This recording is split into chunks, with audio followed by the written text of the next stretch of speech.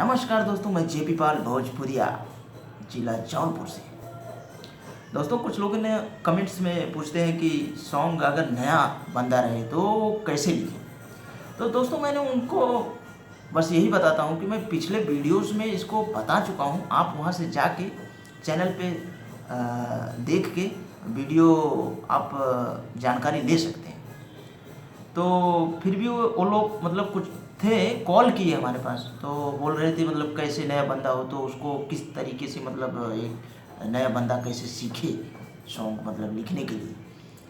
बोला बहुत आसानी है, कोशिश करना पड़ेगा, कम से कम 2-3 महीना तो कोशिश करना पड़ेगा, क्योंकि उसमें क्या है कि पर्यायवाची शब्द याद करना बहुत ज़रूरी होता है। अगर आप पर्यायवाची शब्द याद कर लेंगे तो सॉन्ग को लिखने में बहुत ही आसानी होगी। कोई भी बंदा सॉन्ग लिख सकता है, सॉन्ग लिखना बहुत भारी बात नहीं होती है। लेकिन क्या है कि उसमें सबसे ज़्यादा डिपेंड करता है कि पर्यायवाची शब्द अगर उसको आप याद करेंगे तो आसानी से कम 100-150 पर्यायवाची शब्द अगर याद कर लेंगे तो मैं जानता हूँ हरदम के लिए आप अच्छे तरीके से सॉन्ग लिख सकते हैं। जैसे पर्यायवाची शब्द उसे बोलते हैं कि बहुत लोग मतलब सोचते हैं पर्यायवाची शब्द क्या है, ये है वो है, लेकिन सब लोगों को मालूम ही है कि पर्यायवाची शब्द होता क्या है। जैसे एक शब्द के अनेक अर्थ जो होते हैं वही पर्यायवाची शब्द होता है। जैसे कि अभी कोई भी चीज़ मतलब देवी गीत लिखिए या कोई आइटम सॉन्ग लिखिए, ज़्यादा करके देवी गीत या मतलब देवी गीत यानी भगवान से ही रिलेटेड जितने भी सॉन्ग होते हैं उनमें मतलब पर्यायवाची शब्द का प्रयोग बहुत ही ज़्यादा होता है। जैसे कि आप देख लीजिए, पर्वत का हो गया पर्यायवाची, और पानी का हो गया, फूल का हो गया, तो ये सब भगवान के ही रिलेटेड में आते हैं। तो ये सब का पर्यायवाची शब्द मतलब जहाँ पे अगर जैसे देखिए पहाड़ है तो वहाँ पे गिरी भी लिख सकते हैं। हाँ, तो मतलब जैसे कि जहाँ पे 3 अक्षर आ रहा है वहाँ पे 2 ही अक्षर आना चाहिए। अगर वहाँ पे 2 अक्षर बैठ रहा है तो अगर वहाँ पे ज़बरदस्ती 3 अक्षर बैठाया जा रहा है तो फिर मज़ा नहीं आता है। यानी कि जितना ऊपर वाले मतलब लाइन में रहता है शब्द उतना ही नीचे वाले में रहना चाहिए। अगर उतना ही रहेगा तो सॉन्ग एकदम परफेक्ट होगा। कोई भी सॉन्ग हो अगर ऐसा ही लिखा जाए तो बहुत ही परफेक्ट होगा। हमारे हिसाब से नहीं, आप किसी के भी हिसाब से देख लीजिए, चैनल पे बहुत सारे लोग मतलब ये बताते हैं कि मतलब सॉन्ग किस प्रकार से लिखा जाता है। लेकिन मैं तो ये नहीं देखा कि मतलब सॉन्ग लिखने का तरीका जो होता है वो खुद ही निकालना पड़ता है, इसकी पढ़ाई वढ़ाई कुछ होती नहीं है, ये आप जान लीजिए। जैसे कि आप संगीत बजाने में अगर इंटरेस्ट रखते हैं, संगीत बजाना चाहते हैं, मतलब जैसे ढोल बजाना चाहते हैं, तबला बजाना चाहते हैं, या हारमोनियम, आर्गन पैड या कुछ भी मतलब बजाना चाहते हैं, तो उसके लिए संगीत मतलब सिखाते हैं। लेकिन सॉन्ग लिखने के लिए संगीत तो अभी आज तक कोई सिखाया नहीं है, ना ही कोई सिखाएगा। क्यों? क्योंकि मतलब ये तो अपना अपना टैलेंट होता है, एक हुनर होता है।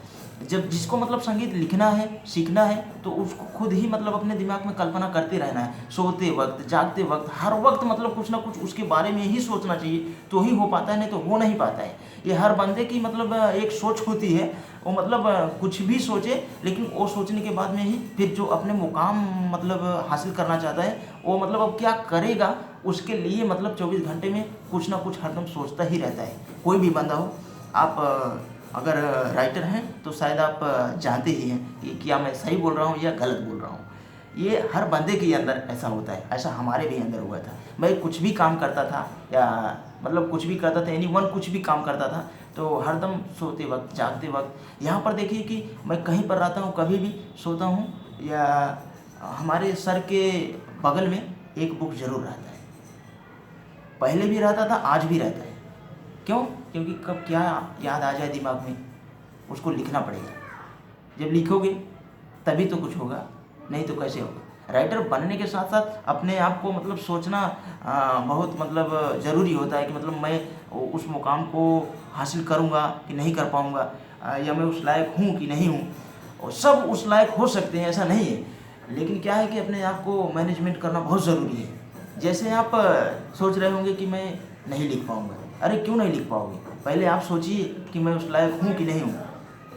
यदि आप सोच ली और ठान ली और पर्यायवाची शब्द याद कर ली, कम से कम 100-150 याद कर लिए तो बहुत अच्छा है। मतलब कितना भी कम याद करो, 50 के ऊपर ही याद करोगे तो ज़्यादा ही, जितना ज़्यादा आप याद करेंगे उतना ही आपके लिए अच्छा रहेगा।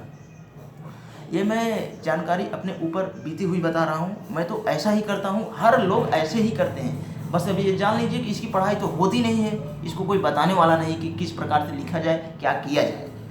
अब आप जितने तरीके से इसको निभा सकते हैं, आप अपने हिसाब से निभा सकते हैं।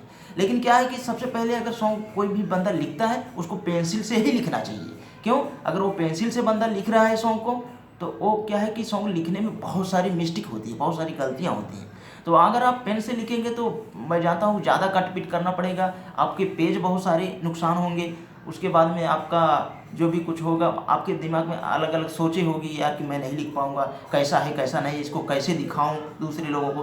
तो आप मतलब क्या है कि अगर कोई नया बंदा है तो हमारे पास भेज सकता है, मैं उसको बता सकता हूँ मतलब क्या है सही क्या है गलत। वैसे तो अपने हिसाब से ही सोचना चाहिए। मान लो अगर उसको समझ में नहीं आ रहा है तो आसानी से मतलब हमारे पास भेज सकता है, मैं उसको बता सकता हूँ। मैं सॉन्ग सिखाने की पूरी गारंटी देता हूँ कि सॉन्ग किस तरीके से लिखा जाए, प्रॉपरली तरीके से। अब हमारे चैनल पे बहुत सारे सॉन्ग हैं, आप देख सकते हैं। मैं इसमें कुछ मतलब बहुत ज़्यादा कुछ नहीं बताऊँगा, नहीं तो वीडियो लंबा भी होगा। बस आज के लिए इतना ही। मैं बस ये बताना चाहूँगा कि मतलब सॉन्ग लिखते टाइम पे पेंसिल का प्रयोग ज़्यादा करें। पेंसिल का प्रयोग करेंगे तो सॉन्ग में मिस्टेक होता है लिखने में, और जब मिस्टेक होगा तो उसको मिटाएंगे, फिर वापस उसी पर से मतलब लिखेंगे, चालू करेंगे। यदि आप पेन का प्रयोग करते हैं तो मैं जानता हूं कि बहुत डिफ़िकल्ट होता है, और आप पेन से भी लिख सकते हैं। मैं पहले पेंसिल से ही लिखता था, अभी पेन से भी लिखता हूं, ज़्यादा करके पेन से ही अभी लिखता हूं। शुरू में मैं पेंसिल से ही सॉन्ग लिखता था। तो थैंक्स दोस्तों, आज के लिए बस इतना ही। नमस्कार।